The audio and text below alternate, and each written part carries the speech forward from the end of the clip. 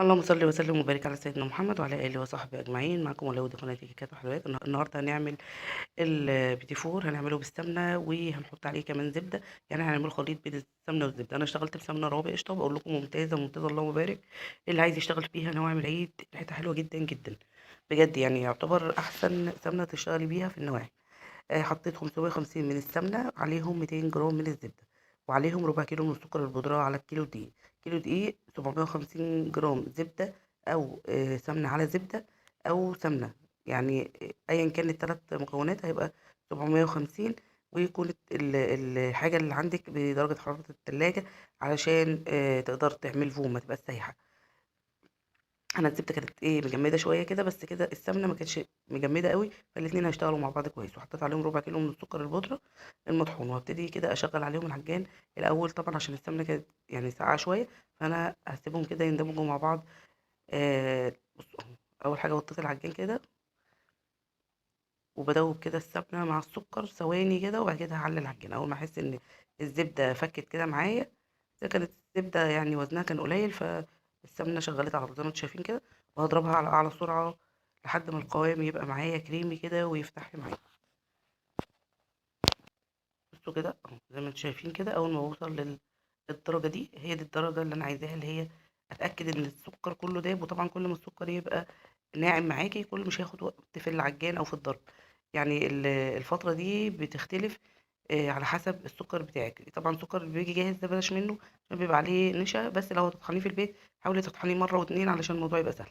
اول ما يوصل للدرجه اللي انت شايفاها دي، هبتدي اضيف البيض بيضه بيضه. انا مجهزه البيض جنبي، احط عليه رشه فانيليا، وهنزل ببيضه، وكل ما بيضه تختفي هنزل باللي بعدها.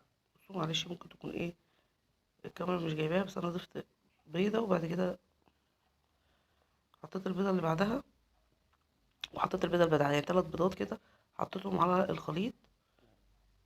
اول ما اتاكد ان البيض اختفى، هبتدي انزل بالدقيق.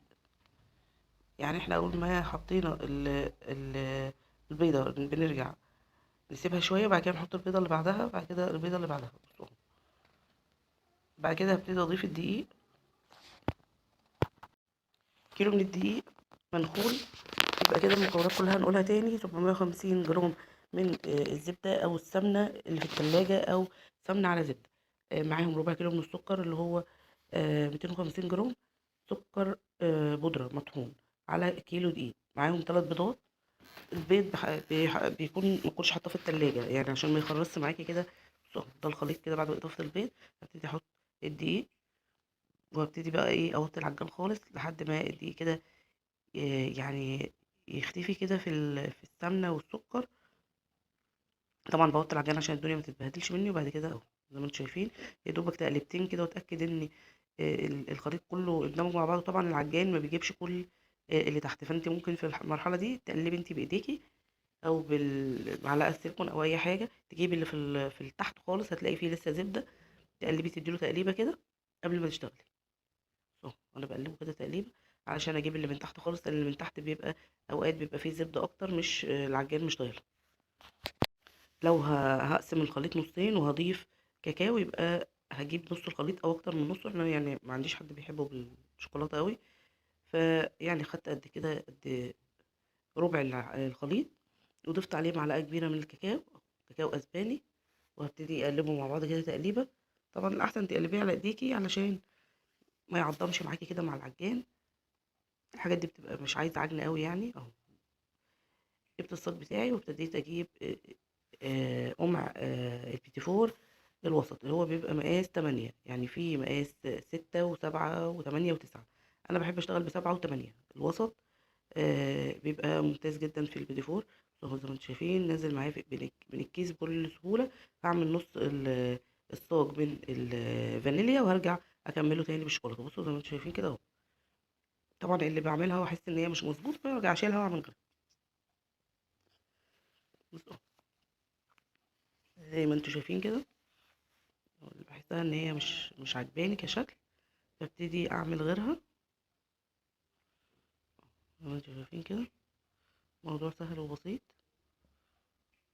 دي ما كانتش عجباني، شلتها وعملت غيرها. اعمل نص الكميه فانيليا ابيض، وهرجع تاني لما اشتغل بالشوكولاته هكمل الصاج عادي.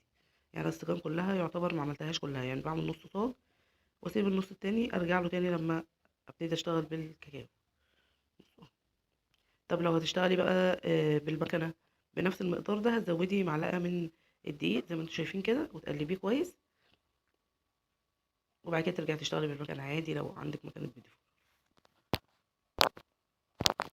هتختاري بقى الاشكال اللي تناسبك وهتبتدي بقى تظبطي المكنه. طبعا وانت بتدوسي كده تضغطي ضغطه بسيطه علشان الحجم الفيديو ما يبقاش كبير قوي. زي ما انتوا شايفين برضو لو في شكل كده حسيت ان هو كبير ولا حاجه، برجع اشيله وارجع اعمله تاني اهو. بصوا هكمل بقى بقيه السيجون من الشوكولاته اللي هو حطيت عليه معلقتين كاكاو علشان التسويه تبقى واحده. الفاتح طبعا لما بتيجي تشتغلي بالشوكولاته ده ما بيبقاش باين التسويه بتاعته، فلازم تحطي يا اما واحده معاهم فانيليا فاتحه يعني، يا اما تعملي زي ما انا بعمل كده نص الصاج ونص الصاج، هيسهل عليك الموضوع. حسيت دول اللي مش عاجبيني فقلت ايه اشيلهم واعمل بدلهم. هبتدي اشغل الفرن بقى على درجة حرارة 180. هشغل من فوق وتحت، انا بشغل فوق وتحت في وقت واحد على نار متوسطة، بياخد معايا حوالي 10 دقايق. هكمل بس بقية الصيدان زي ما انتم شايفين كده وهنبتدي نسوي. دخلته بقى زي ما انتم شفتوا كده وما خدش معايا بالظبط 10 دقايق، ودي التسوية بتاعته المظبوطة. هبتدي بقى ألمه كله في طبق كده علشان نبتدي نلزقه مع بعض. اخر صاج ده كان فانيليا بس اهو زي ما انتم شايفين كده. ابتدي اجيب عندك مربى مش حابه تلزقي بشوكولاته، تمام زي ما تحبي. انا جبت الاوردر ده كان مطلوب ان هو يتعمل بمربى، بس انا في العادي بحب الزقه بشوكولاته، يعني بجيب شوكولاته فيينا واسيحها مع معلقتين كبار على كل قالب اللي هو ال 100 جرام، معلقتين كبار من الزيت، بسيحهم على بخار وببتدي اشتغل بيهم في الفينش، وبشتغل كمان لما اجي الزقهم في بعض بيبقوا حلوين جدا. هلزق كده كل الكميه وارجع لكم تاني.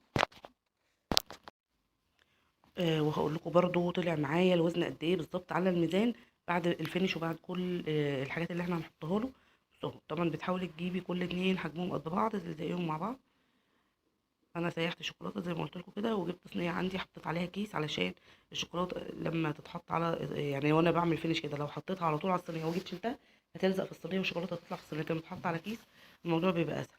جبت بقى ايه، جبت بسكوت لوتس وطحنته، كمان بسكوت اوريو وطحنته، وفول سوداني وجوز هند وشويه من الفرماسيل اللي هو الابيض، وحطيت عليه شويه من الدست الاصفر فاداني درجه حلوه قوي. وابتدي بقى انزله في الشوكولاته، لو عايزه تعمليه شوكولاته ساده تمام، عايزه تعمليه باي حاجه تانية تمام. بصوا اهو زي ما انتم شايفين كده بنزله في الشوكولاته، وبرجع انزله بقى فول سوداني بسكوت اوريو لوتس برضو حلو قوي. وعجب ناس كتير قوي موضوع اللوتس والاوريو ده، طعمه حلو قوي قوي بصراحه، يعني خد البيدوفوريه كده في حته تانية خالص. طبعا الفينش ده على حسب الذوق وعلى حسب الامكانيات وعلى حسب انت هتطلعيه بكام. يعني كل ما الفينش بيبقى حلو بيبقى طبعا سعره اغلى. بصوا اهو حطيت برضو في جوز الهند كده زي ما انتم شايفين، برضو بنزله في الشوكولاته. وطبعا تقدري تشتغلي بالشوكولاته البيضاء اللي هي بالحليب او تشتغلي بالشوكولاته البني زي ما تحبي. بس انا كان مطلوب مني اغلبيته شوكولاته غامقه، فابتديت عملت كله كده تقريبا. كانت الشوكولاته الفاتحه كانت بسيطه قوي اهو. بصوا تقدروا ترصوا كده في الطبق بتاعي لحد ما اخلص الكميه كلها. زي ما انتم شايفين طلع معايا على الميزان 2 كيلو ونص. بعد الفينش الكيلو ده طلع معايا 2 كيلو ونص. كنت بطلع الكيلو على 200 جنيه. بصوا اهو زي ما انتم شايفين كده هبتدي ارص في العلبه. طبعا بحاول احط طبعا كل الاشكال اللي شبه بعض بحطها رصه واحده كده ورا بعض. بصوا والله ما شاء الله طعمه حكايه والله بجد، اللهم بارك عجب اصحابه قوي. الاوردر ده كنت عاملاه بصراحه قبل رمضان. بصوا الفرماسيل بقى لما تحط له كمان شويه من الدست الاصفر خلى شكله حلو جدا. بصوا بحاول اكمل بقى عشان الميزان. زي ما انتم شايفين يا رب الفيديو يكون عجبكم واستفدتوا منه.